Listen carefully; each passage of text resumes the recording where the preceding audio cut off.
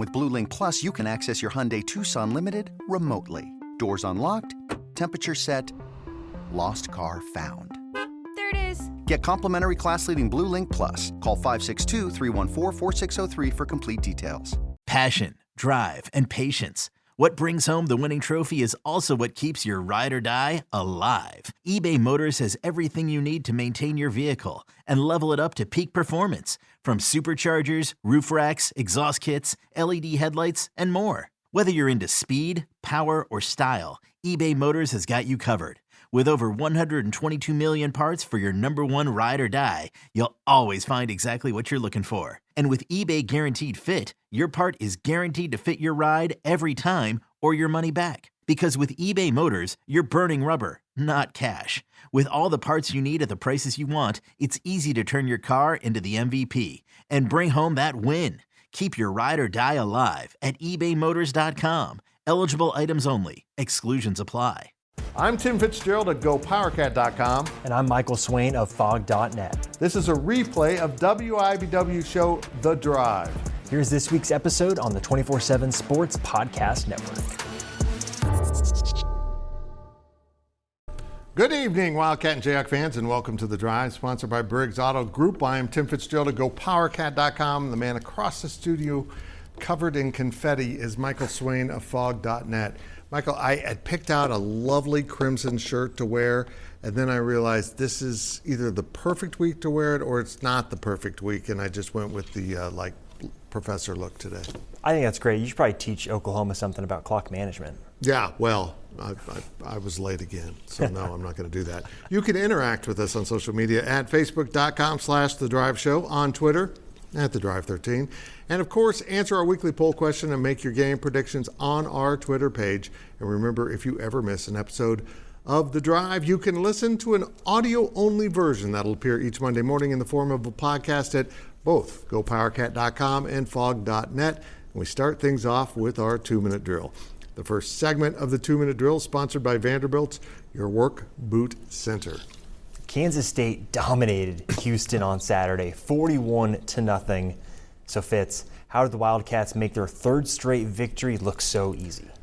Well, let me tell you something. One of my core philosophies about the Big 12, and it kind of spreads across all sports, when a warm weather team comes north for the first time, and this was the first time Houston had played outside of the state of Texas this season. That's correct.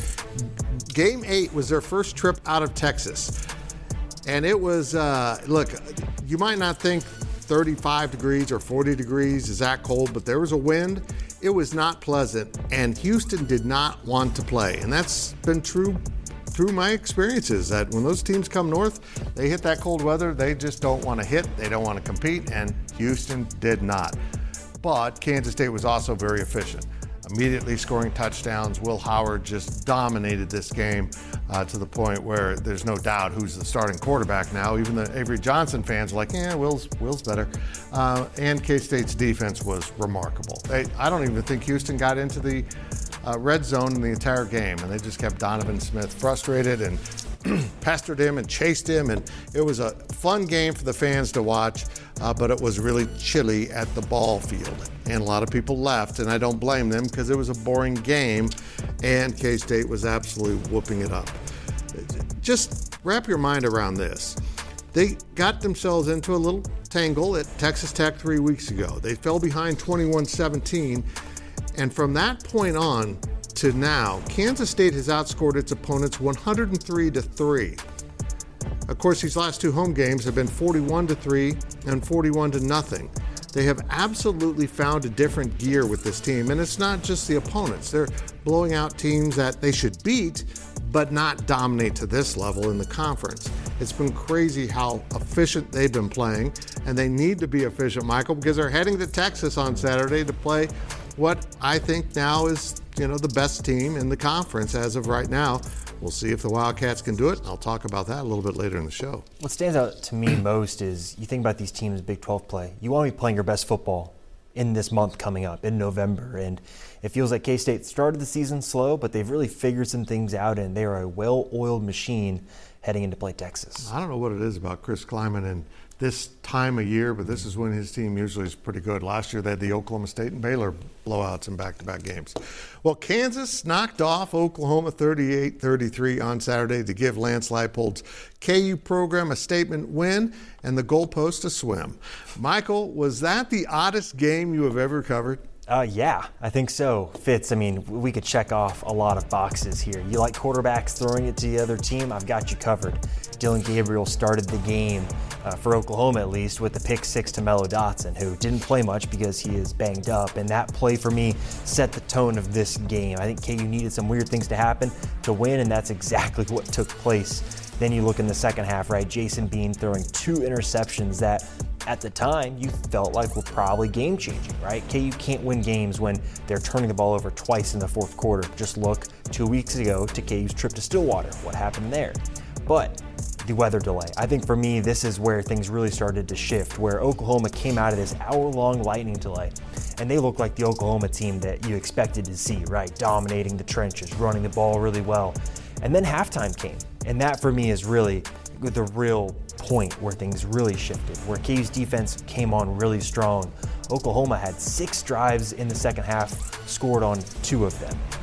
For me, I think you look at the overall numbers, right? Fitz, 33 points, over 400 yards of offense, over 5.5 yards per play for Oklahoma, right? Not great, but when it mattered most, KU's defense was there, and in the end, they put the offense in a position where they could go and make some plays. And look, Jason Bean is not perfect, and you saw that on Saturday, but you have to give him credit for the resiliency he showed. I did not expect that final drive to go the way it did. I'm not sure many KU fans did, if they're being honest with you. You look at the body language, the reads that Jason Bean was making, especially on that second interception. Just a weird play. He threw it right to the other team when the guy was right in front of him. Just weird. But then on the final drive when it counts, he finds Mason Fairchild, then finds Lawrence Arnold. It looks like a completely different quarterback, wipes everything away. And still in the final seconds, Oklahoma had a shot at the end zone. It was right in front of me, Fitz. Dylan Gabriel had a chance to make a big play. He couldn't. KU gets his biggest win in a long, long time. It was something else. And the fans were on the field. They deserved to celebrate. That was huge. I was texting with a friend on Friday, I think, a KU fan. And I said, the thing about Bean is he's chaotic, which is great for a backup quarterback because he might come in and completely disrupt the game. But over the course of a game, that chaos takes turns, and it did. I mean, there was just chaos, and it was like, okay, they're going to lose. And then the chaos turned in their favor, and they won. Crazy. You nailed it, right, Fitz? I think Jason Bean that was a perfect encapsulation. There are great moments. He looks like a great quarterback. There are moments that make you scratch your head. It ended up where he had finished the game with one of those great moments. Ideal. All right. We are now entering the final month of this season, Fitz. I know this has gone quickly, but which coaches do you feel deserve to be mentioned among the top candidates for Big 12 Coach of the Year? Well, I'll start with Chris Klieman, even though at this point, no, the probably answer is no. But if he finds a way to beat Texas and gets his team back to the championship game, maybe winning it, that would be a great statement. But I'm going to say Matt Campbell because none of us expected this. We thought Iowa State would be bad. And then they had all the gambling things with the player suspension, including quarterback Hunter Deckers. They're dead in the water, right? No, they're 4-1 right now in the conference. I think this has been Matt Campbell's best coaching job, even though they got off to a bad start. It took a while to get their feet under them. He's not on the hot seat now. I think that was the famous quote from the fan that was chiding him. The hot seat has been turned off. Matt Campbell is doing a heck of a job, but there's other coaches in this conference, aren't there? I'm a big fan of Mike Gundy. I'll tell you what, like with that quarterback, right, we know what Alan Bowman is, but to, I think, unleash this running back, Ollie Gordon, who, I mean, Fitz might be the best player in the Big 12. He's been incredible. I think what they found with him has been so impressive, and I do like Matt Campbell. And I think Iowa State now is back where I think that program is healthiest. You know, I spent 2 years covering them. When they are the underdog, that is where they fit in because they can really embrace that role. It is when they are the favorites when I think it's a lot harder when they've got a target on their back, when the likes of Oklahoma and Texas are getting up to play Iowa State. That's when things get a little dicey for them. But it's in these opportunities now when I think people like us talk about them early in the season and saying, this looks pretty bad. They use that as fuel. And so for me, I think you're right. I think Lance Leipold deserves a mention here. If Kansas does go on to win 9 games, We'll see what happens with Jalen Daniels, but if Jason Bean is the quarterback for Kansas and they go on to win 8-9 games, he deserves mention. Because to do this with your backup quarterback, with a lot of returning production, right? Guys that have been here before but aren't maybe the quote-unquote stars that are going to play in the NFL, I think he deserves some mention too. So I think those are the 4 guys that I think really should be at the top because they've done the best job of, I think, getting their team to play at the highest level. Yep, I agree with all of that. Now a quick look at your poll question results. The poll questions are brought to you by Midland Exteriors. Love the home you live in. Call today for a free estimate. All right, Fitz, last week's question was, we are nearing the midway point of Big 12 play, so who will end up in the Big 12 championship? The combination of Texas and Oklahoma came in with 17%. Texas, but not Oklahoma, came in with 8%. The winner, Oklahoma, but not Texas, wins with 58%. And then finally, neither Texas nor Oklahoma, 17%. Just one good weekend of Big 12 football. We might be on track for D there. Here's this week's question. It's just what we discussed. Entering the final month of action, who should be the Big 12 Coach of the Year? We listed off your choices. A, Mike Gundy. B, Lance Leipold. C, Chris Kleiman. D, Matt Campbell. Vote on our Twitter page at The Drive 13. All right, that will do it for the first half of the 2-minute drill, but we'll be right back with more on KU and K-State on The Drive.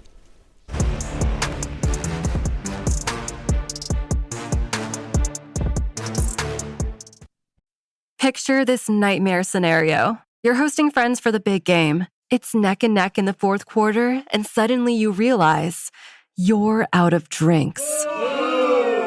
You start to sweat. Your friends start to turn on you. You're forced to go on a last-second drink run and end up missing the game-winning touchdown while in line.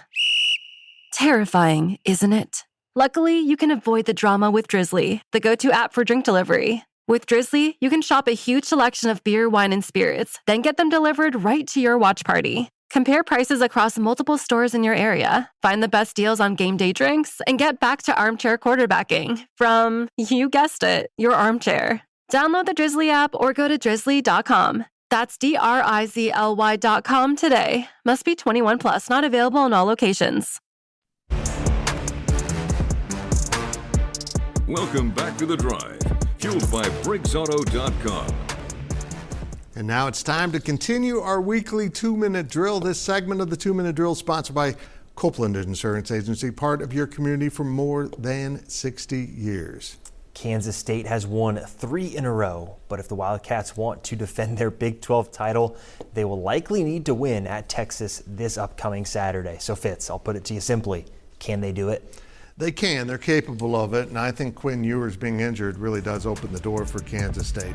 Still, Texas is a matchup issue for everyone else in the Big 12, including Oklahoma.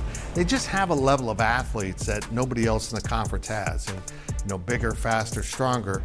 But they're not necessarily a better team overall. They kind of just glide at times and don't look like they're fully invested in the game.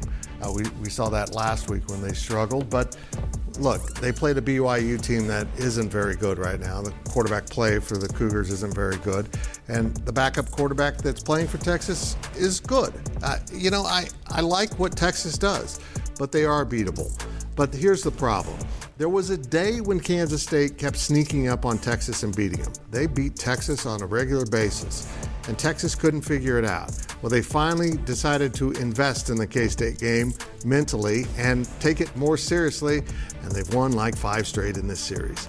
So I think this is a game K-State can win, and the way K-State is playing right now will win the game, but does that carry through for a third great game where they're really dominant for an entire game? Because it's going to take that type of performance. They're going to have to stymie the run game. They're going to have to contain the quarterback, and they're going to have to make some big plays on offense because this Texas team is for real. They have playoff-type talent. They beat Alabama, but they also let up off the gas. They lose their focus, and they lose games like they did to Oklahoma, a team that honestly I don't think is very good. I think they're okay, and that win over Texas showed they have a high gear that they can find. But they also have played nobody heading into Lawrence, and they lost. And I think it may not be their last loss of the season. The problem here is K-State loses this game. They've got 2 losses. And even if someone beats Texas later on, they lose the tiebreaker. winning at Texas really is an important thing for K-State to do. If they want to return to Arlington, then they've got Baylor in Manhattan, a huge game, which is going to be a blast in Lawrence with Kansas, and then they shut it down for the regular season with Iowa State coming in. So every week's an adventure in this conference. You got to come to play, Michael. You really do, and I think you're right, Fitz. I think so much of college football is timing of injuries, and I think K-State's getting a little fortunate here that Quinn Ewers isn't able to play. But look, This Texas team is much more than Quinn Ewers. They are incredibly talented. So if K-State does win this game, they will fully deserved it. I'm looking forward to it, even though I won't be there in person. KU defeated a top 10 team for the first time since 2008 and first time during the regular season since 1995. Michael, just how big is this win for KU, and what will the impact be on the program? Yeah, Fitz, it's huge, and I think you look at what Kansas has done under Lance Leipold. This is the marquee win. That's easy, and it definitely goes over that Texas win in 2021. But I think you have to take into account, too, the circumstances. Big Noon Kickoff spent 2 hours talking about the Kansas program before this game. I'll talk about the decision to move the game off of Fox later. But for this specific game, to beat Oklahoma in the way that Kansas did, where they looked like they belonged in the trenches, they held their own. This wasn't a fluky game. There were fluke moments, but I think this is a game where Kansas deserved to win. And to do it in front of 70 recruits, about 20 of which hold offers from Kansas, and a lot of them are on the local front. And Kansas is doing more on the local recruiting front. They're putting a lot more effort in and resources in than any coaching staff has in the last 10 years. So to have that performance against Oklahoma that recruits this state so well is going to bode very positive for the recruiting trail, where players are going to notice that, and they're going to see that, hey, if you go to Kansas, you'll be able to play on big stages. You'll also be able to be put in a position to make big plays. Now, in the immediate future, I look at bowl eligibility here being a huge factor. Kansas is now bowl eligible for back-to-back seasons for just the second time in program history. Lance Leipold once described it to me as a cycle, where having a bowl game to prepare for means there's not a huge 2-month gap where players are done with football at the end of November and they don't get back on campus until the end of January. That's a long time without lifting or without football. And the bowl game gives KU another chance to continue playing, to continue preparing, get younger players reps. And all of this feeds into itself, Fitz, where this program that Lance Leipold describes as being one that's going to develop high school talent. Well, how do you develop talent? Through practice. And so they're going to get a bunch more time to practice, a bunch more time to get recruits on campus to see what is going on in Lawrence. So overall, I think a look at this game and this win, it's a perfect time for Kansas considering what is going on this season with KU, and I think it's going to be really positive going forward. Yeah, it's impressive, and it kind of strikes me that Bill Snyder's program turned the corner by starting to beat Oklahoma too. It is a step on the ladder that you got to clear if you want to be at the top of the conference. It's been that way for a long time. And now we step out of bounds, and Out of Bounds is brought to you by Darris Corner Market. We love local, and we are local for you. Well, the World Series between the Arizona Diamondbacks and Texas Rangers is underway. I don't know if you know that. Does America care, Michael? Should America care about baseball at this point? Yes, it should. I don't know if America cares. I've got a friend that's a Rangers fan, so I'm getting texts about it all the time, but Fitz, I've not watched it out. And I love baseball. I'm a Giants fan. I'm all about playoff baseball, but something about the Rangers and Diamondbacks doesn't really get me going. If it was Philadelphia, maybe, because I think that's a very passionate sports town, but I don't know if America's getting up for it. I'd love to see what the ratings look like here at the end of the series. I think the financial inequities in baseball are really coming back to haunt it, but also the inequities in exposure, because if you're the White or the Red Sox and Yankees, you're on. Every time you play each other, you're on. And there's just a huge advantage, and it's a self-fulfilling prophecy of only people want to watch these games. Well, it's the only games you show. So once two teams like this are in the World Series, America's like, who? We haven't seen them all year, and they're the best teams? Baseball is its own worst enemy. Oh, now let's hear from our fans. Our fan question is sponsored by Meadowlark. Retirement awaits in Manhattan, where you can live your way every day. Here's our fan question. Okay, fellas, did you expect the Big 12's newcomers to be this bad? Thank you, Sid and Solana. No, I thought they'd be towards the bottom. I thought UCF would be more competitive. BYU maybe a little better, but they're bad. They're all bad. Yeah, I thought BYU would actually be better because I felt like the trenches is where these teams that are coming from the G5 or the Power 5 level have to take time to recruit. Right. I thought BYU would be there in the trenches and have the quarterback play with Keaton Slovis to do it.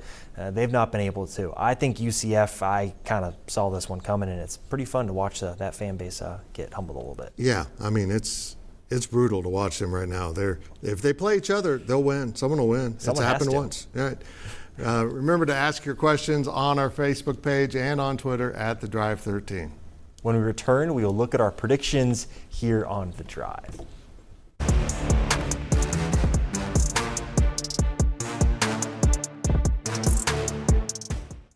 Imagine the softest sheets you've ever felt. Now imagine them getting even softer over time. I'm here to tell you about Boll & Branch sheets. In a recent customer survey, 96% replied that Boll & Branch sheets get softer with every wash. They're made from the rarest organic cotton and designed to get even softer over time. Try their sheets with a 30-night guarantee plus 15% off your first order with code Odyssey. So head to BOLLandbranch.com today. Exclusions apply. See site for details. Welcome back to The Drive, fueled by BriggsAuto.com. Well, it is time to head down that home stretch of this week's show. Now let's look at our predictions. I don't want to. Predictions are brought to you by Kites, meeting your friends at Kites. Since 1954, remember to make your weekly predictions on our Twitter page at The Drive 13. We're going to look at last week's results. Now, folks, I want you to remember that Vince was in here. Our good friend Vince was in here. I told Vince who to pick. Yeah, okay, so we go through our picks before we go on and decide who we're going to pick. And Vince changes his picks and gets every game right for Michael. I love it. Changes his picks on the fly. I have to change mine because there was one we were 50. Look at this. Michael's in the lead. I'm depressed. I'm just depressed. I don't know what happened. Here's this week's picks. Let's start off with K-State at Texas. Texas is a 6.5-point favorite at home. The fact that it's down to that says a lot. I like the points here. I'll take, K-State not losing by more than 7 points or 6.5. I'll take Texas at home covering that 6.5 number.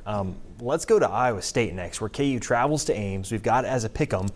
Look, it's a night game in Ames. I'm not picking against Iowa State in this situation. Give me the Cyclones in this one. I'm a being believer now. I'm going with KU. Okay. I don't know what I just did. And our last game of the week is, of course, Bedlam. Oklahoma at Oklahoma State. Oklahoma always wins this game, and they're a 6.5-point favorite. Michael. Give me Oklahoma. I think they'll be playing mad after choking the game against KU. I'm going to go with Oklahoma State. I think they're playing really good football. I mean, that running game they now have is pretty impressive. I don't think Oklahoma's that good. If Oklahoma State and K-State both win, we could be on course for a non-OU-UT championship game. Those two teams will be in the driver's seat. Amazing. Again, make your picks on our Twitter page at The Drive 13. And now it's time for our On the Clock segment. On the Clock is sponsored by Carpet One. Buy local for a strong local community. We start with Michael Swain of Fog.net. Fitz, I'll keep this one quick. I want to talk about TV networks. Boy. Fox, in about 2 minutes left in the third quarter during Saturday's game, made the decision they wanted to put Oregon and Utah on Fox instead of a game that KU was leading and Oklahoma had the ball in KU territory, looking like they're about to go take the lead. And they decided to go to Oregon, Utah, which put people like myself who recorded the game out of luck, because at that point in time, you can no longer watch the rest of the KU game. So if you're going to look back and see the end of the game, try and watch some film, you can't. It's terrible for the consumer. It's a silly thing that they did because it ended up being a blowout anyway with Oregon winning. So total waste of time and a joke move from Fox to do that when a game that was clearly trending towards being an exciting finish. Did they put it on FS2 or anything? They put it on Fox Sports 1. Okay. So if you recorded it, you're kind of out of luck unless you're in the region. At least they kept showing it. I'll just stick with this topic. Fox is a major media rights holder for this conference, for the Big Ten, for other conferences, and they often don't send announcers to the games. They regularly have remote announcers that do multiple games in a day, and they're ill-prepared. I don't understand why a network would invest this much money in a product like college football and then not take more pride in its product. Furthermore, I'm a little baffled why ESPN would send the Longhorn Network anchor to cover the K-State game the week before K-State plays Texas. And by the way, if you don't know this, those announcers get private sessions with the head coaches and coordinators to talk about game plans. The guy basically works for the University of Texas. Networks are just strange, and I don't get it, Michael. I don't understand some of the stuff they do, but they have the money, and we have to play their game. And that's it for this week's edition of The Drive. We will see you next week right here. I won't be here. And all week on social media. You ready to ride? I thought you'd never ask. It's the untold story of the greatest American lawman. I'm warning you, your wicked days are done. Lawmen, Bass Reeves' new original series, now streaming exclusively on Paramount+.